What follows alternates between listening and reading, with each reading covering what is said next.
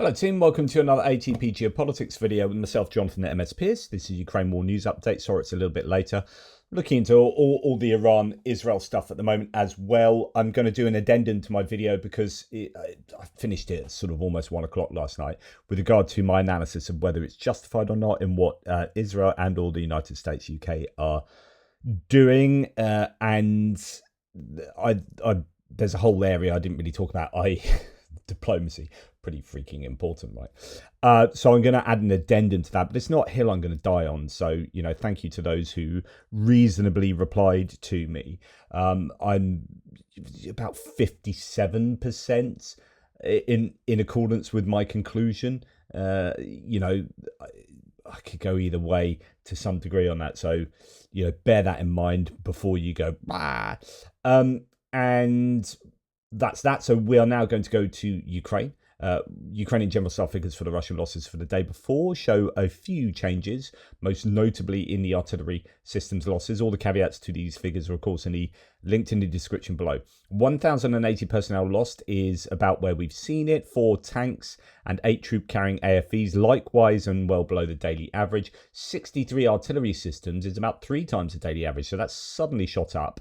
I don't know why that would be, but a good day at the office for the Ukrainians in that category. 108 vehicles and fuel tanks is pretty useful, and 2 pieces of special equipment as well. So vehicles and fuel tanks has gone down. There was a high number yesterday, or at least a higher number contextually.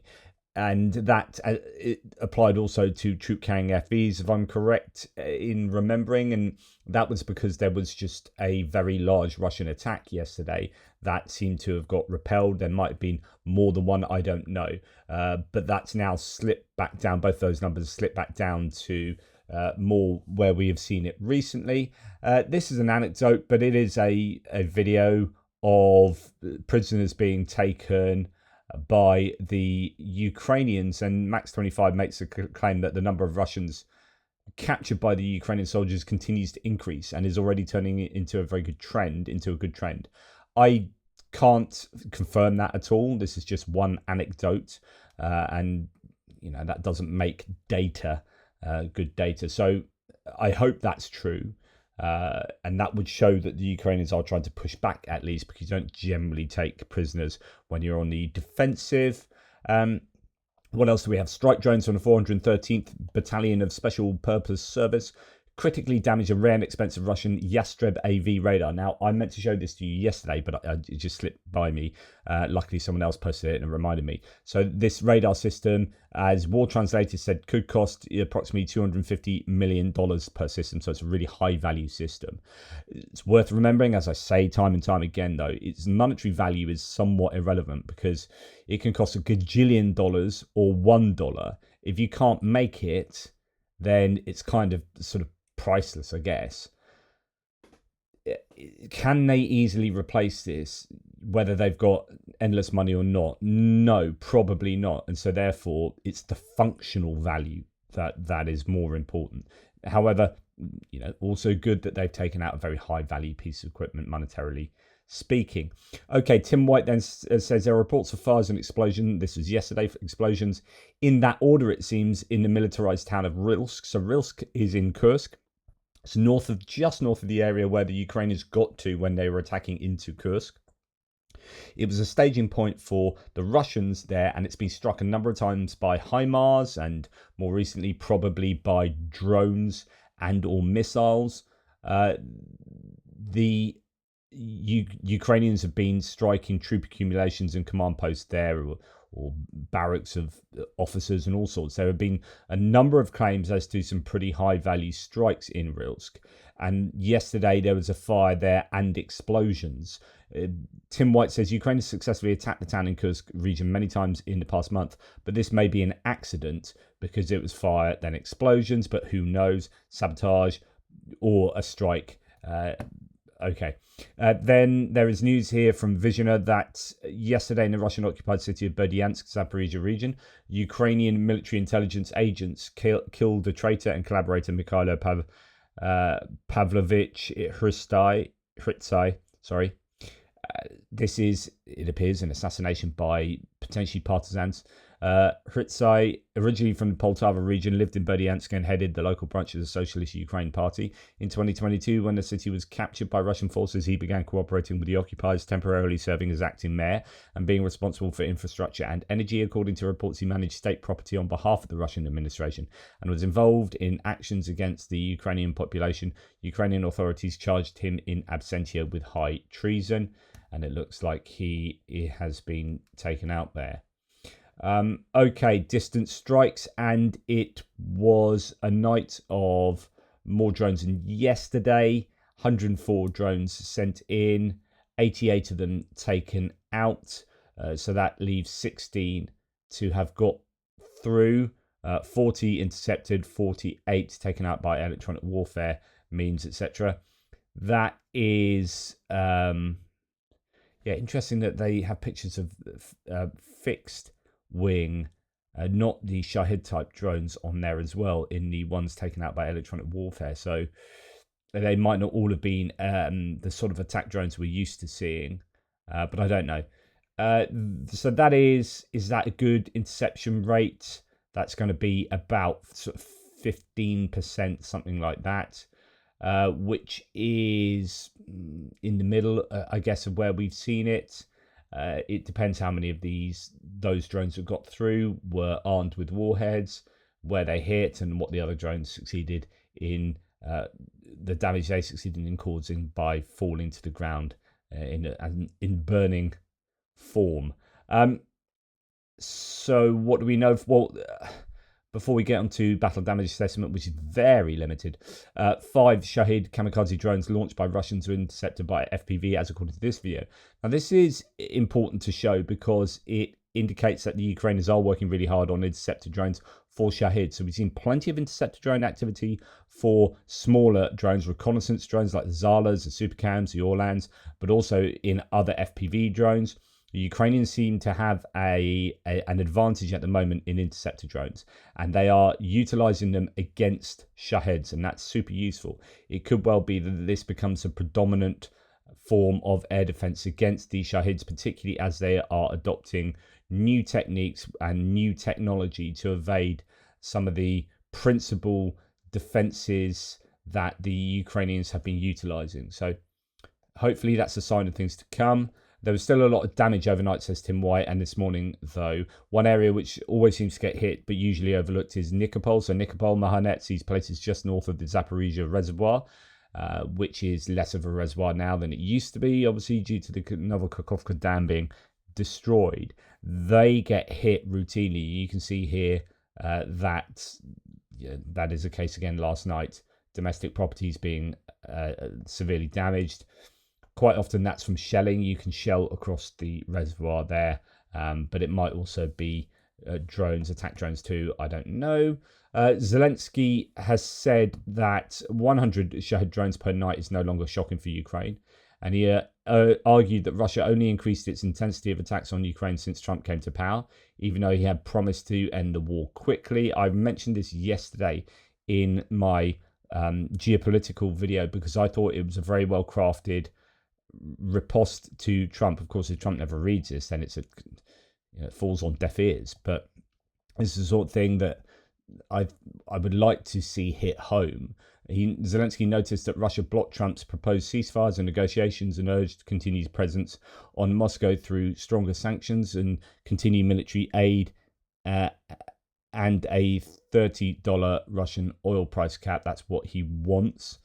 Zelensky said then, if last year it was shocking to see 100 Shahid drones used in one night, now it's unusual if fewer than 100 are used in a single strike. Absolutely true. In fact, this is the only real change in Russia's behavior since the change of the US president. It proves that those supporting new and stronger sanctions against Russia are absolutely right. It's a well-crafted criticism of Donald Trump that has the potential to get him to realize that something needs to change. So, as I said yesterday, definition of insanity is doing the same thing over and over and expecting different results. The US keeps saying 2 weeks, 2 weeks, 2 weeks, and keeps threatening sanctions, but never actually follows through on them.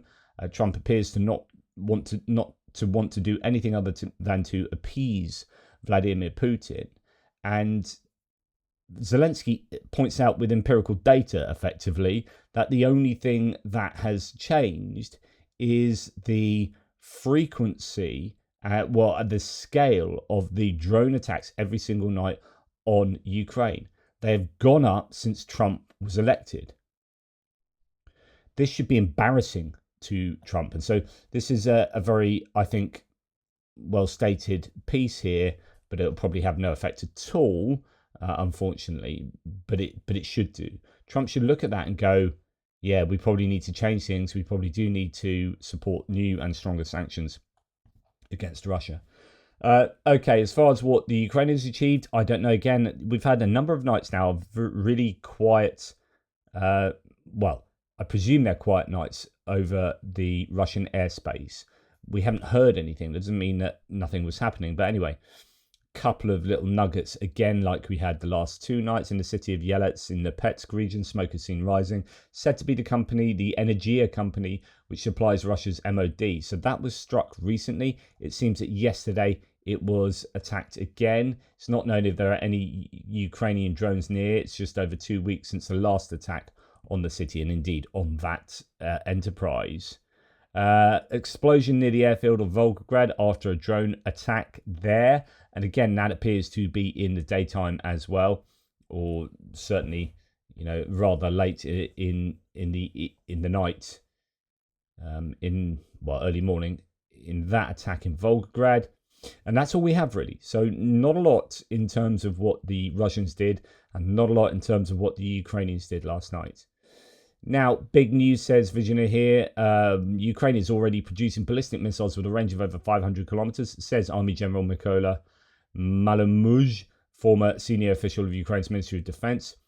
This is exactly what we want to see. The Ukrainians utilizing their indigenous missiles that have hopefully half-decent payloads and half-decent ranges, and to put them to good use against, it'd be nice to see them against the Russian air bases within a 500-kilometer range. So that's fantastic. Let's get them on in the inventories, really. Now, the US Embassy in Ukraine responded to Russia's massive attack on Kyiv the other night with those destroyed buildings and really striking visuals, calling it a senseless attack that contradicts President Trump's call to stop the killing and end the war. Now, some people have criticized the last sentence here, but what's important about this, and we shouldn't need to celebrate this, but alas, that's where we're at, is that the US Embassy in Kyiv has finally admitted that this was Russia what did it. Okay, they in fact, this led arguably to the ambassador to Ukraine, the US ambassador to Ukraine, Bridget Brink, resigning because she didn't think that the foreign policy was, it was appeasement. She's been very vocal about US foreign policy is appeasement to Putin. She got her knuckles wrapped by Ukraine probably, and pro-Ukrainian people like myself, for not mentioning Russia in the last similar statement like this when there was a previous horrific attack. And then she came out and said it more properly, but ended up resigning shortly afterwards. In other words, it's very clear that she was having her hands tied behind her back, really, in terms of what she was allowed to say and not. Interesting, she's now just announced she's running for a district representative in, I think, Michigan. So she's running for office, Bridget Brink. Anyway, the US Embassy in Kyiv says, today, with all of Ukraine, we join a day of mourning in Kyiv for the victims of Russia's June the 17th attack. So this is Russia's attack. So, we shouldn't have to congratulate her. It's freaking obvious who did the attacking, but it's nice to see that very explicitly written. 21 dead, including an American. More than 134 injured, including children. We extend deepest condolences to the victims' families. The senseless attack runs counter to President Trump's call to stop the killing and end the war. Some people have been criticizing that last sentence of being a bit sort of Trumpy, not hard on Russia. There's not enough strong rhetoric against Russia. All there is a recognition that Russia were behind it. Now, Zelensky came back early from the G7 to come back to Ukraine due to the fact that Trump wasn't there. and he has gone straight to the very site that we're just talking about. Zelensky visited the site of the deadly missile strike on the residential building in Kyiv. Shortly after returning from Canada, he honoured the memory of those killed in the attack. Sadly, something he does all too often. Now, Tim White says Zelensky received some, I think, unjustified criticism for staying at the G7 and not returning to Ukraine after the massive attack on Kyiv. I completely agree with Tim White. You know, Zelensky could, in principle, go from site to site to site laying flowers every single day. He could do that, and what would that achieve in ending the war? Meeting Trump in Canada at the G7 and the other G7 leaders is one of the most important things that man can be doing. So as horrific as the strike was on Kyiv, he is better placed at the G7 to effect a change on the outcome of this war. So any criticism that he's not back in Ukraine laying flowers, I think is ill-advised. Okay, Chris Owicki, as we move on to other bits and pieces, has a short thread. 3 years into the full-scale invasion of Ukraine, a prominent Russian war blogger laments that the Russian people still don't understand what the war is about. He urges the Russian leadership to inspire the people, as with sufficient inspiration, they will go to Poland. Roman Alekina writes, quote, "We do not have a description of victory. In the Second World War, we fought to the death until a clear victory in which we clearly intended to, quote, drive a bullet into the forehead of the rotten fascist scum. To knock together a strong coffin for the offspring of mankind. Then there was no what if we come to an agreement. Everything is simple, a bullet in the forehead and into a strong coffin. Now it is not so, it is not simple. Now it is unclear what will be considered a victory, and therefore inspiring people to act without a goal is dangerous, because an inspired person is difficult to control and he can find a goal for himself. And if you inspire him with this song, it is all in the words. And how to stop the inspired Russian people? No way. They will go to Poland, but changes will also be required within the country. It is difficult to manage uninspired people. That is why we do not hear get up, huge country. The saddest thing is that if everything goes towards the Third World War in 2030, then we may well repeat the fate of Iran, which also dragged its feet on many decisions. So, as we help with technical means, we will inspire each other to feats, including civilian ones." Okay, that is an interesting little insight into this particular Russian's mind.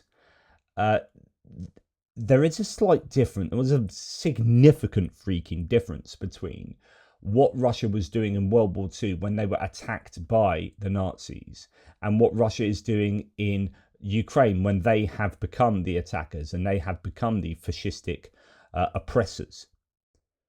So they fought to the death in World War II for the exact same reasons Ukrainians are fighting to their death now. So drawing any equivalence between those two wars is completely inept in terms of, you know, what position Russia held in those two wars. So, but I think there is definitely some truth in needing to communicate to the Russians why they are doing this. And the problem with doing that is that any truth of the matter there will not be met particularly well by quite a number of Russians. There will be some ultra-nationalist Russians who think Putin's neo-imperialistic intentions are well-founded, but there will be a good deal of people who will be thinking, why are my relatives being killed over some kind of territorial expansionism here? So, you know, the reason why they don't have a clear vision of why they are at war here is because that vision is pretty corrupted. Tim White says, I reported last night a third of Russia is said to have lost the use of mobile internet. I haven't reported on this. I could have done. Last few days, there's been intermittent mobile phone coverage, and it was 19 oblasts or regions were without internet cover yesterday at one particular point. Tim White says, there's evidence it's becoming more widespread, not just when drones are flying over from Ukraine. Kremlin is paranoid about another potential Operation Spiderweb from drones inside. Interesting. So it could be that they are, because what happened there is that the drones were able to use telecoms infrastructure, mobile phone masts and whatnot, to relay the signal back to Ukraine. And I guess that the Russians are pretty scared about that and are trying to do things about it and turning it off. And I don't know. But anyway, that is a phenomenon that is happening with quite a bit of frequency. Now, Beefeater here says, on Russian Telegram, Russians are rolling out a workaround from SWIFT settlements. So SWIFT is the international payment system that the Russians have been cut off from in order to hamstring their ability to do business, make money, so on and so forth. Cross-border payments have become available to Russian businesses without SWIFT. The Russian fintech company A7, created by PSB Bank, helps Russians and foreign companies conduct foreign economic settlements without the classic intermediaries that weren't there before. The company works with countries in Asia, the Middle East, Africa, and CIS, makes it payments quickly, with low commission and secretly, to bypass SWIFT sanctions and bypass all EU restrictions and sanctions. At SPIEF, so that's a St. Petersburg Economic Forum, I believe, 2025, A7 announced the opening of the regional office in St. Petersburg. Despite the service's ability to work online, the company is actively moving into the regions to be closer to customers and have the opportunity for live communication. According to the A7 CEO, Ilan Shaw. Ilan Shaw, of course, is he's banned, is it Romania or is it Moldova? I think it's Moldova, actually. So he is persona non grata there. The choice in favour of St. Petersburg was made due to direct connections with the external market. In the future, A7 regional offices will appear in other cities in Russia. So they are finding a way around that. That's a bit of an issue. Now, on the economic subject of the economy, Anton Gerashenko reports that the International Economic Forum of Russia at St. Petersburg is discussing that Russia is on the verge of recession. Russian Minister of Economic Development, Maxim Reshetnikov, so, a guy you'd expect knows what he's talking about with regard to the Russian economy, says, quote, according to the figures, we're seeing a cooling, but all our figures are like a rear view mirror. Based on current business sentiment and leading indicators, I think we're on the verge of slipping into a recession. Chairman of the State Duma Committee of Budget and Taxes, Andrei Makarov, says, are we going to fall in? You're the Minister of the Economy. Say something optimistic. Otherwise the whole internet will be saying Reshetnikov predicted a recession. To which Reshetnikov then said, I didn't predict anything. I said we're standing on the edge. What happens next depends on the decisions we make. To which Makarov replied, well, I don't even know how to continue from here. Interesting, fairly doom-laden conversation there, whereby there is the admission that they are on the precipice of a recession in Russia, and that state intervention in the economy has kind of reached the end of its effect, potentially. News that Russia's state thugs have beaten up an EU diplomat in Vladivostok. This has actually caused quite a stir, as you can imagine. And in fact, the EU has called the Russian ambassador to the EU to come and explain what has happened here. The EU spokeswoman has confirmed the news, that's Anita Hipper, saying that the Russian ambassador in Brussels has been summoned. The beating occurred on the 26th of May, so it's a few weeks back now. The man's ID is not revealed, but he's said to be Romanian. So this was a Romanian on official business I don't have any more details. It's a Romanian on official business in Russia and in Vladivostok, and they got beaten up, and obviously that's pretty controversial. Now, according to DW, the German state media source, the Argentine government has uncovered a Russian spy network, the purpose of which was to, quote, conduct disinformation campaigns and operations. Russian citizen Lev Andriashvili and his wife Irina Yakovenko established contacts with local structures and distributed money to spread disinformation. This is a sort of long-term agent situation that we've seen plenty of times before. And indeed, it's happened in Brazil, Portugal, Greece. These people are sent into place like a decade before they're really properly activated. They create an entire life, these kind of new personas. They get involved in local communities. They are essentially business people from Russia who are set up in this case, Argentina or Portugal or Greece. And then after all of that foundational work, they then start working at what their prime objective really is. And they have been found out time and again, luckily. Here we've got this situation of the Argentine couple being found, well, Russian couple in Argentina being found out. Argentina's State Intelligence Secretariat has uncovered a network of agents operating in the country that are working in the interests of the Kremlin, said Manuel Adorni, spokesman for Argentine President Javier Milei. Russian residents in Argentina who are allegedly engaged in suspicious tasks in favour of Russian geopolitical interests in close cooperation with Argentine citizens. The investigation revealed the existence of an organisation linked to the Russian government called The Company. It is related to the Lakhta project, which is headed by the Russian oligarch Yevgeny Prigozhin, who died in August 2023. It was established that the leader of the organisation was a Russian living in Argentina, Lev Konstantinovich Andriashvili. He was responsible for obtaining funding and developing ties with local participants of the organisation, along with his wife, Irina Yakovenko. According to Adorni, the purpose of the exposed organisation was to create a group of people loyal to Russian interests in Argentina in order to conduct disinformation campaigns against local authorities. Andriashvili and Yakovenko's tasks included creating and distributing content on social networks, establishing contacts and influencing civil associations, foundations, non-profit organisations, and also obtaining political information for its further use in Russian interests. Adorni's press secretary did not say anything about the possible detention of Russians and their location, but he noted that he shares with journalists only part of the materials received by Side, and also gave the media photographs of Lev Andriashvili and Irina Yakovenko. So there you go. Good news that they have been found out.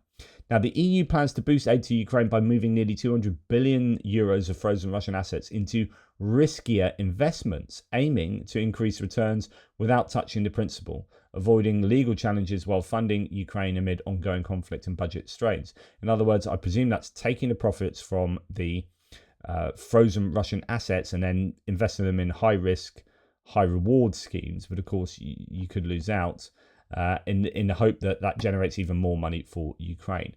Now, I'm going to play you this because this is absolutely great. This is Richard Blumenthal, who has been with Lindsey Graham developing the sanctions bill, which unfortunately is looking like it's going to be delayed till at least July. We'll come on to that next. But this is Pete Hegseth, the Secretary of Defense, being given a hard time and coming up with absolutely no answer as to why the PDA has not, the Presidential Drawdown Authority money has not been given to Ukraine, which has already been appropriated, the remaining 3.8 billion.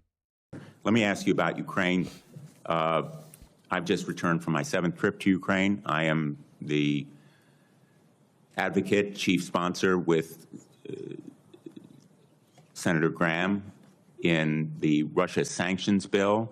You said that the United States and the ranking member cited it, that we must start by recognizing that returning to Ukraine's pre-2014 borders is an unrealistic objective and will only prolong the war. My question to you is, when will you release the PDA $4 billion in equipment that Ukraine desperately needs? It's sitting there. Ukraine deserves it. When will it be released? We're aware of PDA 75, and that is a decision we can make in the future. My time has expired, but I don't consider that answer adequate. That's a pathetic answer. Yeah, we're aware of it. We can make a decision about that in the future. No, he asked, when are you going to release the $4 billion?